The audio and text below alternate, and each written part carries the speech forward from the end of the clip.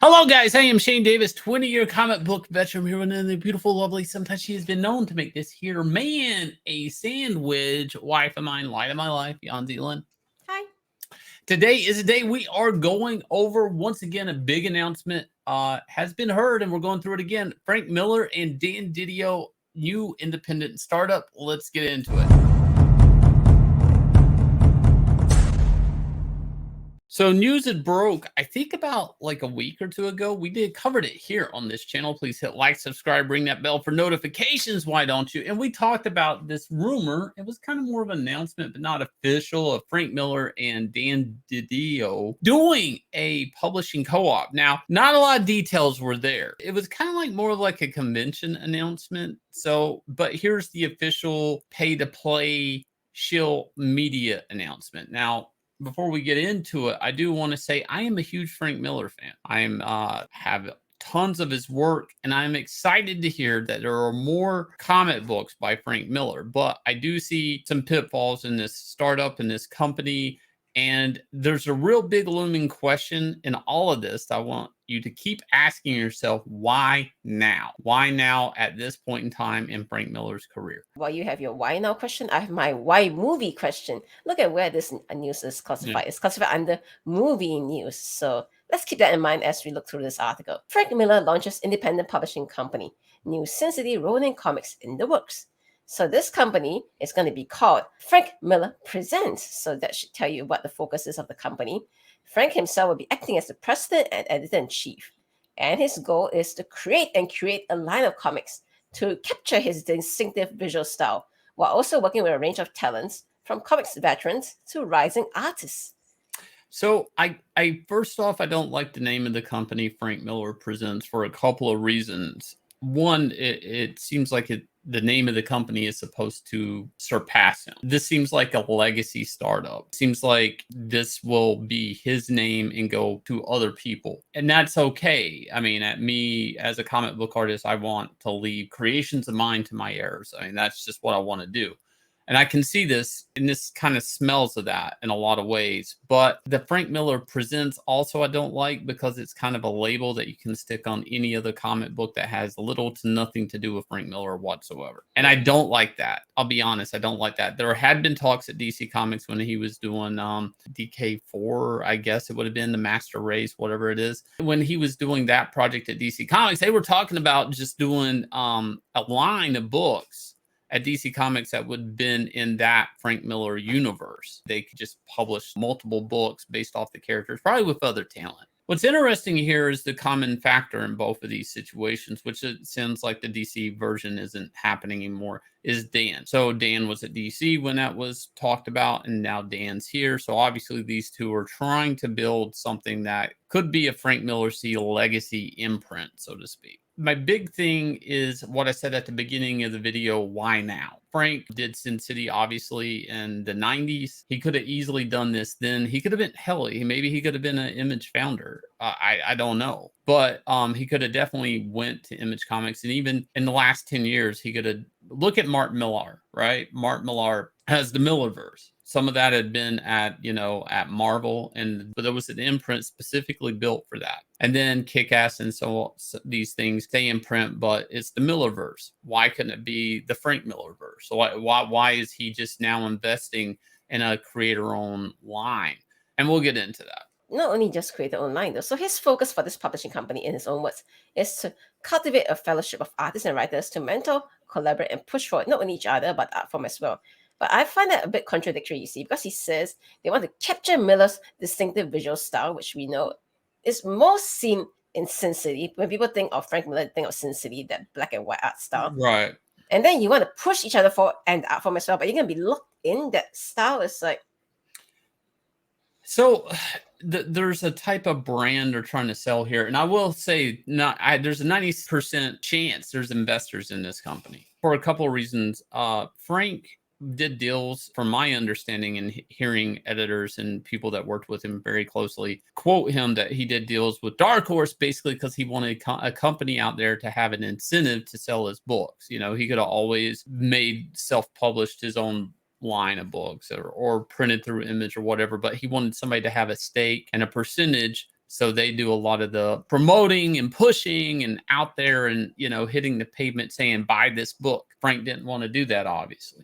This brings us to today where they're obviously his name is so big, it's just the name of the company, and that's going to sell a bunch of books that probably aren't him. So there is a brand, there's a Frank Miller brand, and that's ideally what they want to tell people they're selling. Now that sounds good if you're into buying a Frank Miller TV show, or if you're into just trying to sell Frank Miller comics at your local comic book shop. Just that brand recognition is kind of what they're trying to say this is. And it is just branding. But you're trying to take a whole man's career and build it into a brand and a label. It's kind of weird because Frank Miller's had different styles throughout his career. He's reinvented himself through pacing, drawing, drafting himself, writing for other artists, writing and drawing his own material. And it's really hard to, I think, condense all of that into one brand, but besides its name. But I mean, if you really like Frank Miller, you do realize he's done tons of different type of content, even looking at 300 and the layouts of,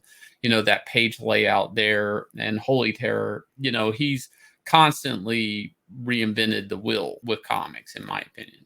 Yeah, I get what you're saying, but I'm just saying, if you're saying let's recreate the Frank Miller art style, I'm gonna say a lot of people would just in their head they think of the Sin City style. But anyway, let's see what is going on. So what are they gonna do exactly, this company?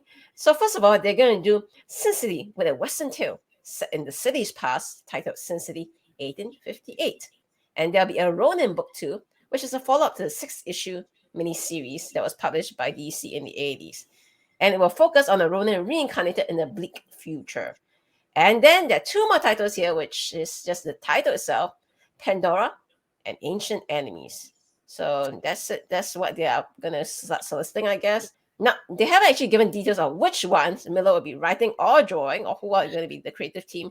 So I guess it's all just pretty up in the air right now. The important thing is that, hey, everybody, look, Frank Miller presents. So there have been some creators I have heard of that have been reached out by this company, and at least one I know turned it down. And this is what's interesting, and what's supposed to be a creator-owned type venture up under Frank Miller. I'm sure there's a stake and claim to the material you're doing up under his label. Why, in today's market of crowdfunding and self-publishing, I'm not so sure how appetizing this is to some people. In my opinion, they'll probably end up having to find a lot of new talent, good talent, but Frank has an eye for that, obviously. But what's also interesting, I really got to point out on a business point of view, is I had said in previous video we wouldn't see Sin City being yanked away from Dark Horse because they have a stake and claim in it as far as producers, and Dark Horse has been bought out by another company. That means that those business deals would transfer over to this other company that bought out Dark Horse.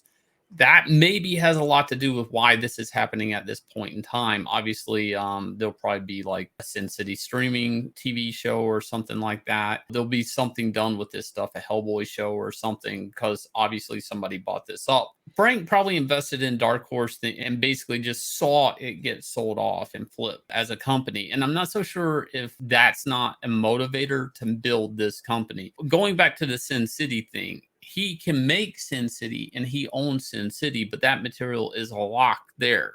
What's interesting in all of this is how this is navigating.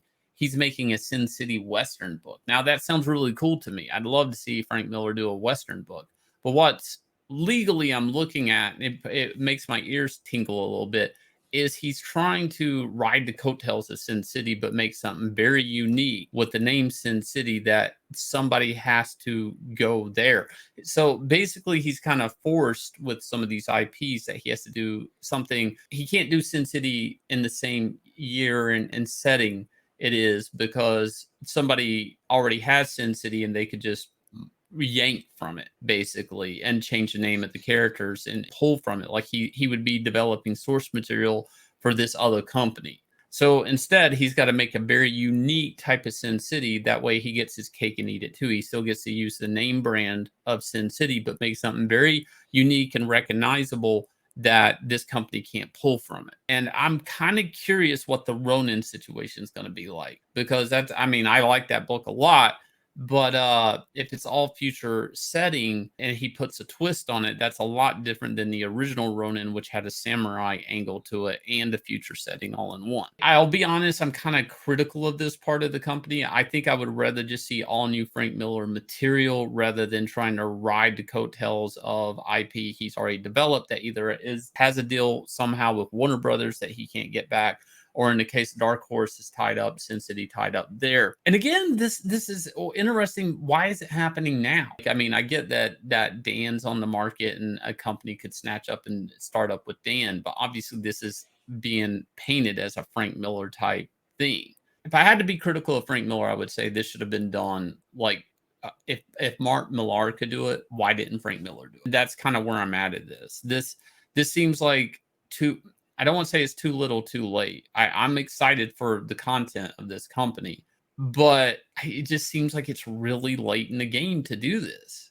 You know, I mean, if I was Frank's age, I wouldn't want to be doing this. I mean, this is kind of a younger man's game, I think, starting up a company altogether. But that's my feelings on that. Let me know below what your thoughts are. Am I wrong on this? Hit like, subscribe, ring that bell for notifications. Why don't you? And also, I gotta point out, Inglorious Rex 9 Lives Comics, our second IP, $259,631. That's less than $400 away from a sweet round $260,000 on a comic book about monsters punching one another. I'll leave you guys with the trailer, and we'll catch you guys again with another video.